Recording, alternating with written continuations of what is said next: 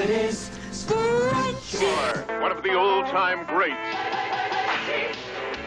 People have been eating chocolate as early as 1750 BC.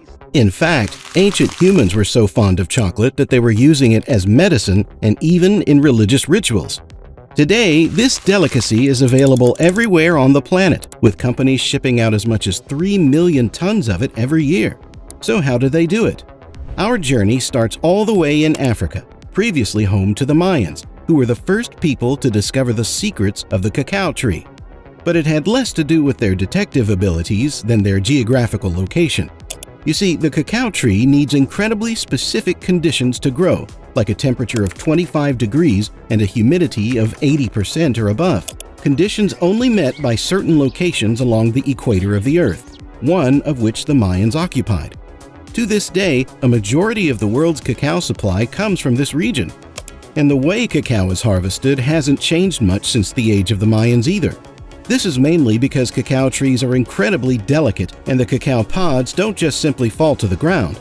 For this reason, they're cut off manually, one by one. This can be grueling work, and it doesn't get much easier later on, because the beans need to be taken out manually as well.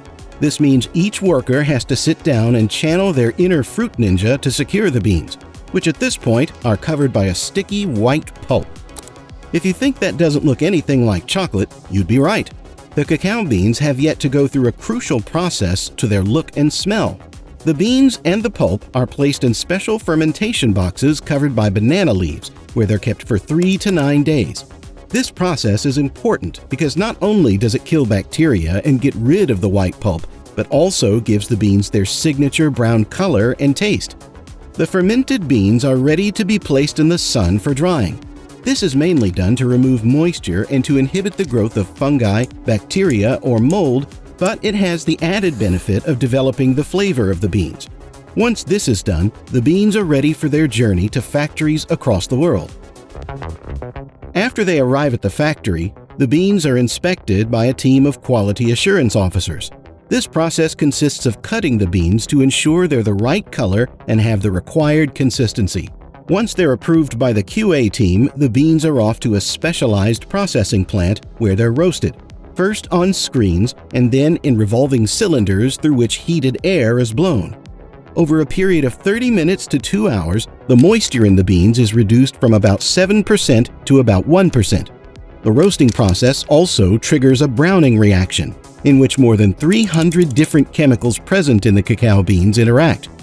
The beans now begin to develop the rich flavor we associate with chocolate. Now that the roasting is done, the cacao meat or nib should separate easily from the shell, which is called the husk. Industries do this in a machine called the winnower. Inside the machine, vibrating shelves separate the nibs from the husks, which are then blown away by a fan, leaving the precious nibs ready for the next stage. The nibs are then ground into a deep, dark brown paste. And this is where things begin to really kick into gear. The process changes the composition of the chocolate so that it comes out of the grinder looking like a really thick syrup. This syrup actually smells a lot like alcohol, and so is called chocolate liquor. If the purpose is to make cocoa powder, the liquor may be treated with an alkaline solution. What this does is darkens the color of the cocoa, rendering its flavor milder while also reducing the tendency of the nibs to form clumps. The alkaline chocolate liquor is now defatted as large amounts of fat or chocolate butter are removed from it. The resulting solid material, commonly called press cake, is then broken, chopped, or crushed before being sifted to produce cocoa powder. You remember the removed cocoa butter from before? Well, it's not a throwaway item, but a crucial component in creating chocolate candy. It's mixed with chocolate liquor in a process called conching, which gives the chocolate its smooth texture and consistency. Other items like powdered milk, sugar, or vanilla may be added depending on the type of chocolate that's being made. The practice was actually coined by the Swiss chocolatier Daniel Peter in 1875, when he invented milk chocolate by mixing a powdered milk developed by Henry Nestle with the liquor.